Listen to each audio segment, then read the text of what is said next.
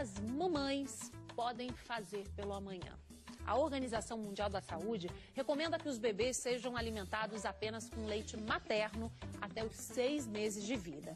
Mas um levantamento da OMS, divulgado no ano passado, mostra que isso só acontece com 40% das crianças brasileiras.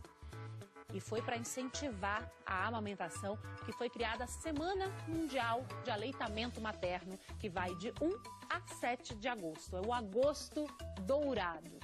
Então, para tirar as minhas dúvidas, as suas dúvidas sobre a amamentação, eu vou convidar agora a pediatra e homeopata Isis Pesuol. Ela faz parte do Departamento Científico de Aleitamento Materno da Sociedade de Pediatria de São Paulo. Não é isso, doutora?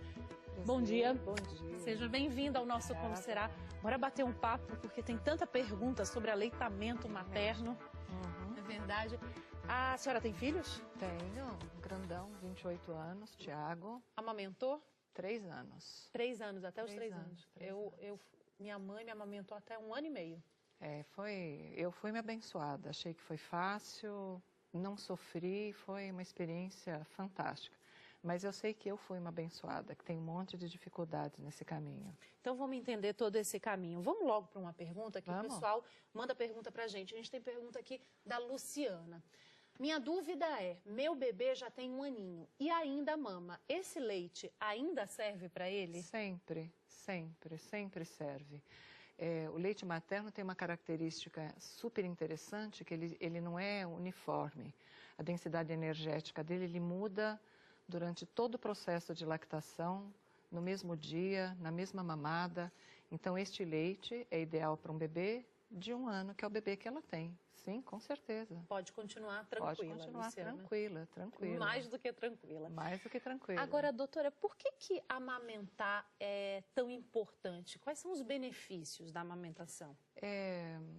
Eu acho que a gente pode lembrar 3 focos diferentes. O planeta, ele é ecologicamente adequado, não gasta nenhum recurso, existe em todas as partes, não gasta gás, não gasta energia elétrica, não gasta plástico, e ele é democrático, está no mundo todo. Para a mãe, ajuda a contração uterina a diminuir o sangramento, reduz peso, a mãe gasta quase 800 calorias por dia para amamentar, né? É um spinning todos os dias, né, que ela faz amamentando o bebê. E protege contra a neoplasia de mama, né? Então é super importante. Para o bebê é fantástico. Eu fico imaginando o bebê nascendo, ele está na barriga da mãe, protegido, quentinho, ele nasce. Luz, barulho, movimentação. Então atualmente a recomendação de se colocar o bebê em cima da mãe, mamar no primeiro minuto, acalma muito o bebê, é um momento lindo. O leite materno, como eu disse, ele não é um alimento uniforme. Ele vai mudar, depende do bebê, depende de se o bebê tem alguma necessidade especial. Quando você pega o leite de um bebê, de uma mãe de bebê de prematuro, o leite é absolutamente diferente dos outros leites. Então, ele se adequa à natureza e às necessidades do bebê o tempo todo. Sem a gente precisar apertar em nenhum botãozinho, a natureza é perfeita. A natureza é perfeita. Outra coisa que é interessante, o leite materno, diferente do que se imagina, ele não é um alimento monótono. Ele é saborizado pelo que a mãe come. Então, de manhã ele tem gosto de café da manhã, no almoço ele tem gosto de almoço, na janta ele tem gosto de janta. Aliás, as primeiras experiências de sabor que o bebê tem são intraútero, porque o líquido amniótico é saborizado pelo que a mãe come. E por que isso é importante? A criança vai fazendo marcação neurológica de todos os sabores. E quando ela vai para a alimentação complementar, ela está experimentando de novo alguma coisa que ela já conhece. Então a criança come muito melhor, aceita muito melhor a introdução da dieta. Então é tudo de bom, né? Ou seja, não é só na gravidez, durante a amamentação também a mãe tem que cuidar muito do que come. A recomendação são os 1000 dias, os 9 meses de gestação, mas até os 2 anos de idade, oferecer para a criança sempre o que você espera que ela coma a vida toda. Então, não pode dar brigadeiro na festinha de 1 ano, mas não pode salsicha, não.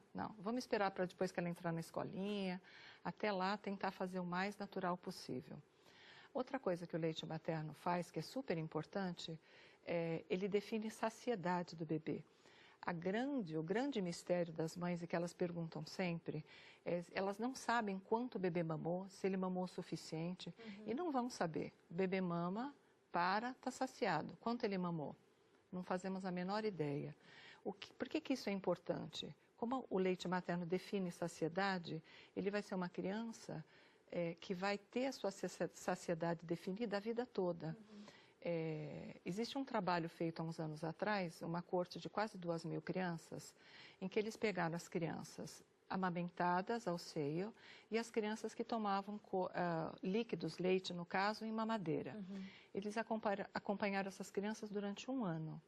No final deste ano, eles se perceberam o quê? Que as crianças que tomam leite materno são crianças que comem o suficiente e largam. Aquela criança na festinha que morde um docinho largo, outro docinho larga, vai brincar e não quer nem saber o que está acontecendo. E as crianças que tomam conteúdos em mamadeira são crianças que tendem a esvaziar o conteúdo. Elas só param quando acaba. É a história da mamadeira que a mãe fala assim, mama tudo, mama mais um pouquinho. A mãe gosta que a criança esvazie a mamadeira. E esse hábito leva para a vida toda. Por isso que as crianças amamentadas são crianças que engordam menos, né? Mas são extremamente saudáveis. E isso carrega para a vida toda. Maravilha. Vamos ver mais uma pergunta. Agora a dúvida da Neide. Oi, eu sou a Neide e eu tenho uma dúvida. Eu gostaria de saber se a prótese de silicone atrapalha a amamentação. Não, a prótese de silicone não atrapalha. O que é importante é ela ser colocada atrás do músculo. É uma recuperação mais difícil, demora mais, mas ela não atrapalha a amamentação. O que às vezes pode acontecer é você ter uma prótese muito grande e essa prótese muito grande comprime as terminações nervosas da mama e a mama recebe a mensagem de que está repleta. Na verdade, não está repleta, está comprimida.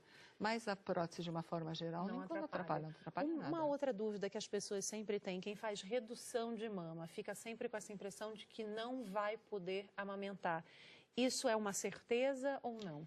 Olha, as pacientes que eu tenho no consultório que fizeram redução de mama 15, 16 anos atrás, sim, elas não conseguem amamentar, porque elas têm uma ruptura de dutos alveolares, então elas não conseguem fazer produção. Elas até conseguem produzir leite, mas elas não conseguem fazer a ejeção desse leite. O que eu tenho visto realmente é mais difícil você amamentar se você fez plástica redutora. Isso, você falou 15, 20 anos, mas a quem fez recentemente também? Eles têm esse cuidado atualmente de preservar, né? Mas eu acho que depende muito da extensão que você teve que reduzir, do que você teve que tirar em tamanho de mama. É uma loteria, então, só vai saber na hora. Não, só vai saber na hora. Agora, vamos para uma outra pergunta, agora é a pergunta da Simone. Oi, bom dia, eu sou Simone. Eu gostaria de saber se existe leite fraco ou não. Isso é uma coisa que muita gente fala, né? Meu leite é fraco, vou dar mais um pouquinho. O que acontece com a amamentação é assim, você tem o famoso leite anterior e o leite posterior. O leite anterior, que é o do começo da mamada, tem mais água e sal mineral, mais lactose, e ele sai por sucção. O bebê suga e o leite sai. O leite posterior é um leite caloricamente mais fraco. O leite posterior é um leite mais encorpado, tem gordura, proteína, teoricamente um mata-sede, teoricamente um mata-fome. Lógico que isso é uma divisão didática. O que acontece por vezes é o bebê começa a mamar, é muito fácil mamar esse começo, ele suga e começa a reclamar, porque ele tem que fazer força para mamar o leite posterior. Aí a mãe troca de mama. Ela troca de mama e, de novo, ele mama um leite que é mais ralo, mais fraco, e a sensação que passa é que o bebê não está saciado. Ou seja, a hora da troca também tem que ser respeitada. Como é que a mãe sabe que está na hora de trocar? Geralmente, o que eu peço para as mães, elas apalpam, elas olham se elas têm mais leite ou não, elas veem a flacidez da mama, e se elas acham que ele mama muito pouco, elas esperam um pouquinho, acalmam o bebê, e retorna para a mesma mama, né? Ou, se ele mamou muito pouquinho, ela põe para rotar e na próxima mamada ela começa pela mama que ela acha que faltou. Então, não necessariamente na mesma mamada precisa ir para os dois seios? O bebê que resolve. né? Tá. A gente brinca e fala que se colocaram leite nas duas mamas, queriam dizer alguma coisa pra gente, né? Então, se tem duas, quem resolve se vai mamar as duas ou não é o bebê. É o bebê. Ele que resolve. E quando é que se precisa de reforço dessas fórmulas infantis? Quando é que se sabe que o bebê vai precisar disso? Olha, eu tenho por hábito acompanhar bebês recém-nascidos, pelo menos no primeiro, segundo mês. Eu geralmente peso toda semana e avalio toda semana. A gente tem que lembrar sempre, apesar de eu achar que o leite materno é uma maravilha, você tem que sempre estar em foco que você está fazendo um desenvolvimento de uma massa cerebral, né? E que o bebê não pode ter deficiência nesse momento. Você pesa o bebê, é um bebê muito irritado, que chora demais, não ganha peso. Você percebe que a mãe tem dificuldade, não está conseguindo fazer a produção que espera. A gente faz um monte de coisa. Faz um exame, vê se está tudo bem, se está tudo em ordem. E se realmente ele não tiver nenhuma outra alteração, a gente acaba acrescentando o complemento. Tem momentos que você consegue colocar o complemento e tirar. Tem momentos que você não consegue. O ideal é tentar manter só com a amamentação. Às vezes isso é um período que você consegue recuperar, depois de 2 ou 3 semanas, você consegue voltar para trás. Depende. E quem vai dizer isso é o médico, né? O pediatra que vai determinar isso, não é eu achar ali que o bebê está precisando. A gente tem alguns métodos, atualmente a gente tem algumas manobras diferentes quando você fala de amamentação. Você tenta não usar, por exemplo, a mamadeira, para não fazer confusão de bico entre a sucção do leite do peito da mãe e da mamadeira. Você tem que usar o copinho, que é super bonitinho. Quem quiser ver no site da Sociedade Brasileira de Pediatria, tem um filme de um bebê no copinho, parece um gatinho, super bonitinho.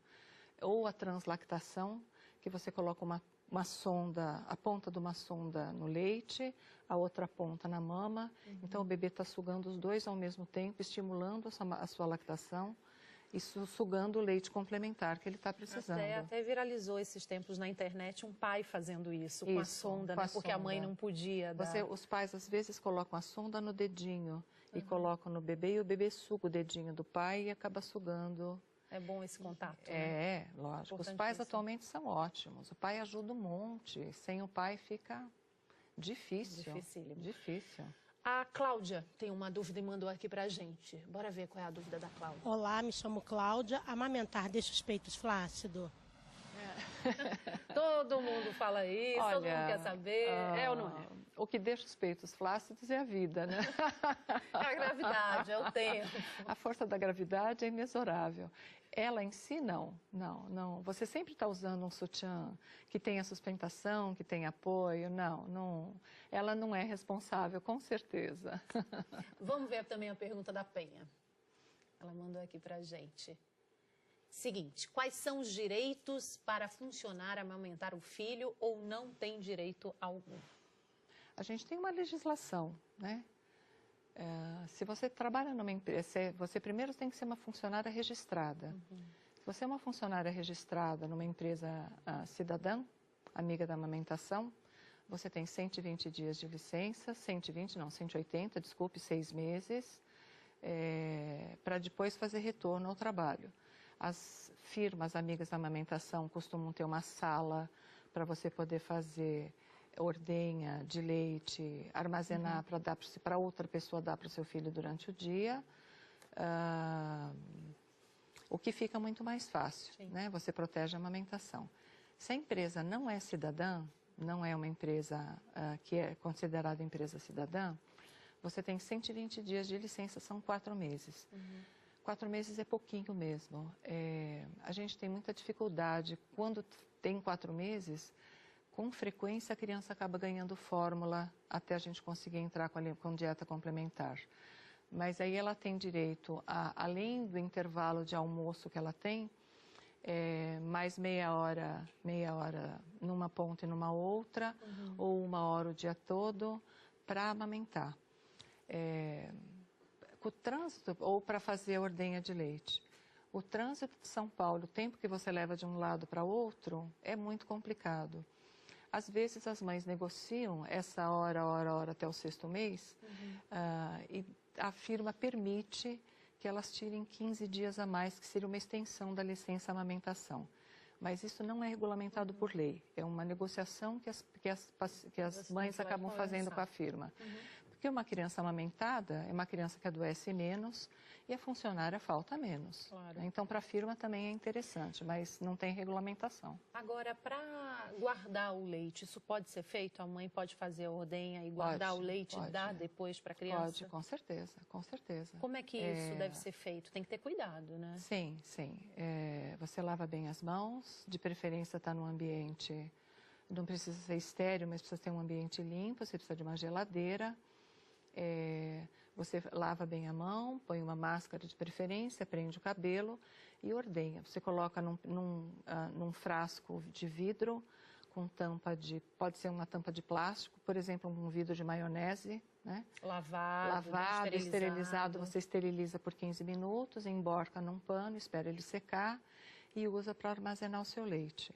Esse leite fica na geladeira 12 horas, segundo a orientação da Anvisa, e você leva para casa, freezer 15 dias. Você tem alguns países em que isso é muito maior, mas a gente não pode autorizar. A autorização da Anvisa, por enquanto, são 15 dias, 12 horas na geladeira e 15 dias. E quando você fala em esterilizar esse pote, é o quê? Água quente? Como então, é que você faz? coloca numa panela cheia de água até em cima, ferve, borbulha durante 15 minutos, e aí você emborca o frasco num pano limpo e espera ele E secar. já está pronto. Isso. Aí eu quero entrar numa outra questão, que é a doação de leite. Eu já fiz várias reportagens sobre doação de leite e vi aquelas crianças tão pequenas, às vezes, precisando de uma gotinha. Isso. É muito importante doar leite Muito materno. importante, muito importante. Estimula-se a doação, né? São Paulo tem uma maior rede de banco de leite da América Latina, reconhecida pela ONU. Então, lugar tem. Eles são super capacitados, super solícitos. Você entra no site da Rede Brasileira de Banco de Leite, faz um cadastro, eles entram em contato com você, ou você liga, você tem essa lista tanto no site da Prefeitura quanto no site da Rede de Banco de Leite, e doa esse leite. Eles vêm buscar, eles têm acordo com a Uber, acordo com 99, eles fazem algumas perguntas, como é que foi seu pré-natal. Tem algumas mães que não podem doar. E se tiver tudo em ordem, eles aceitam a sua doação com o maior prazer. E é só você também fazer a ordenha do mesmo jeito, guardar, inclusive se precisa até de doação de potes, né? Quem tiver potes em casa com essa tampa, de plástico, pode também doar nesses postos que eles precisam também para dar para as mães. Já não faz nada. Você que tem aí um neném, tem muito leite, às vezes ordenha e joga fora. Faça isso, faça essa doação, porque assim, eu já entrei em UTI e os médicos falam às vezes, esse bebê aqui precisa de 2 gotinhas, esse aqui precisa de tantos ml. Sabe, é tão pouco e salva a vida, né? Quando eu fazia berçário, a dificuldade disso há muitos anos atrás, a dificuldade imensa que a gente tinha era de reintroduzir alimentação para eles.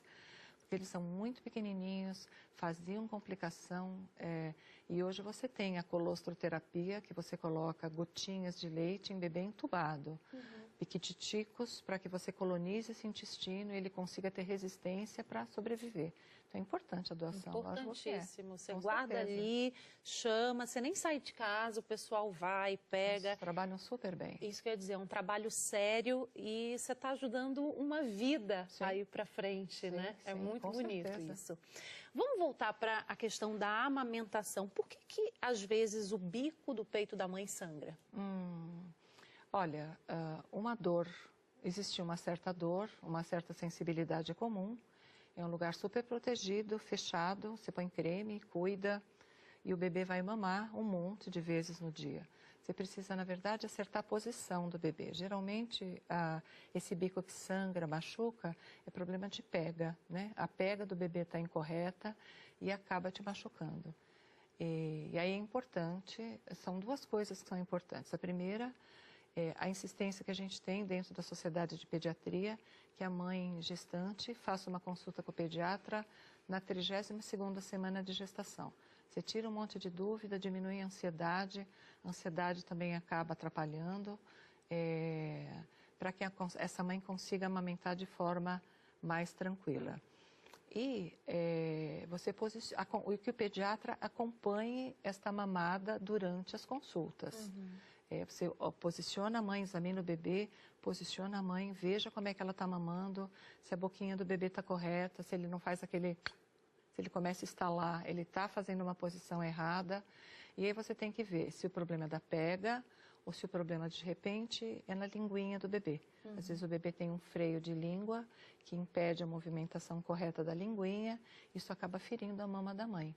Ou seja, tem que ajustar tudo isso. Sim. E por que o leite, às vezes, empedra? É assim que fala, né? Sim. Quando é que isso acontece? Para você imaginar, o leite, a árvore dos alvéolos mamários, ela parece um cacho de uva. Você tem vários alvéolinhos.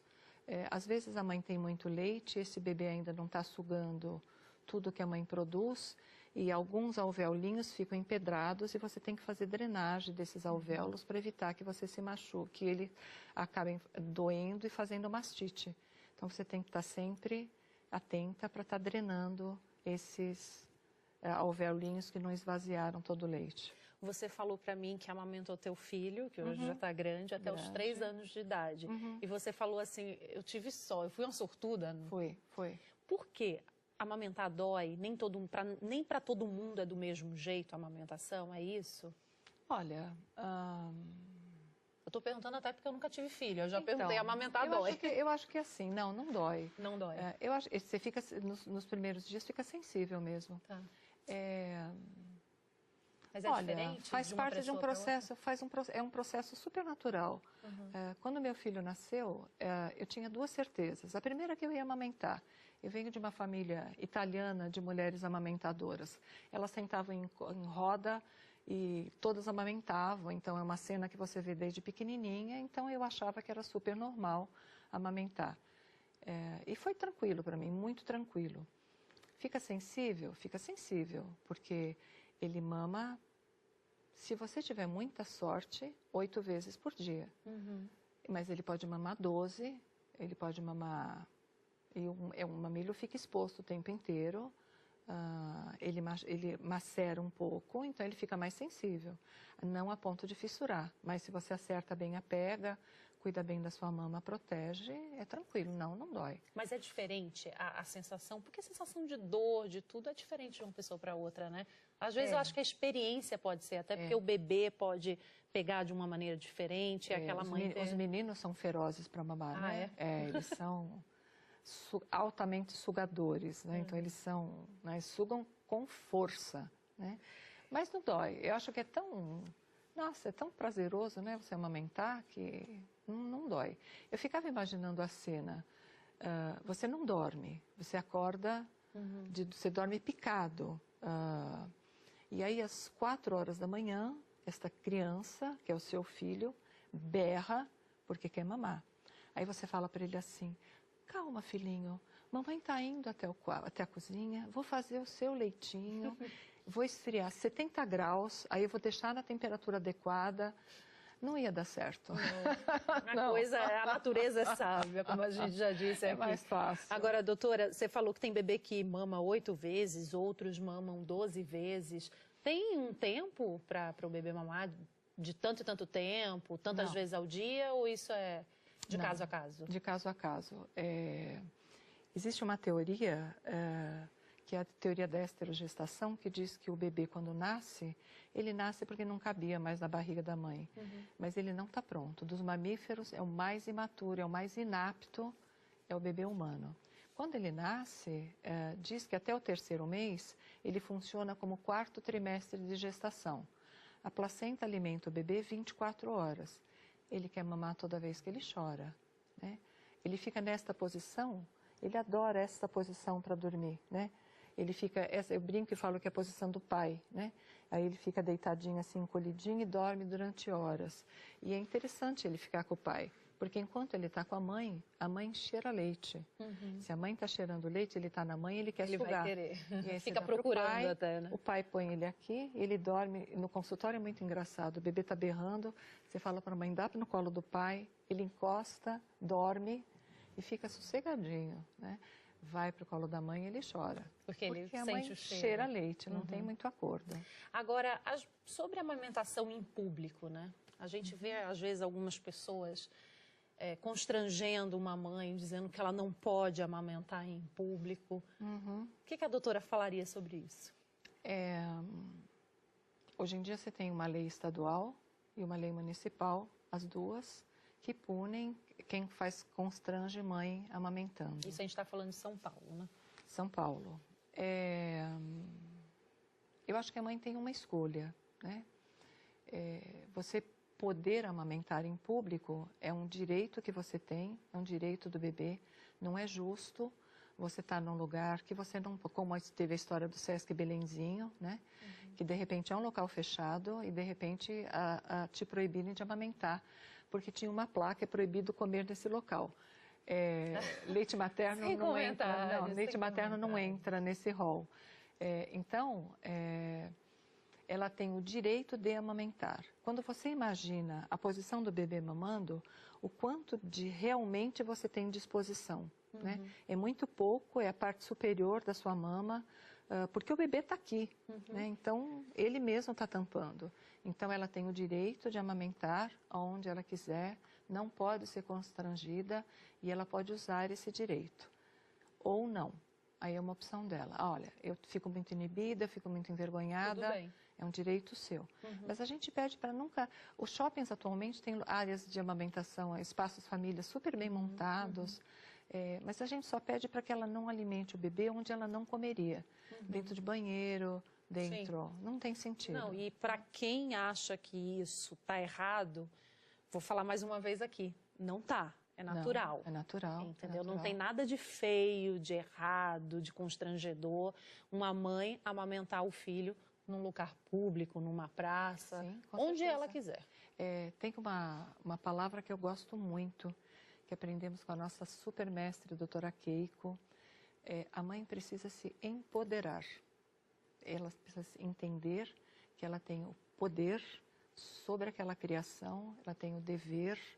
E quando ela se sente empoderada, ela toma conta de todo esse espaço, evita constrangimento, ela mesma se coloca de uma forma mais adequada. Quem tiver incomodado, o problema é seu. Sim. Você vai resolver o seu problema, não atrapalha a mamada do bebê. Imagina. Agora, doutora Isis, para encerrar, uma dica para uma mãe que está grávida e já está ali pensando lá na frente da amamentação, ou para quem quer engravidar, qual é aquela dica de ouro que você daria?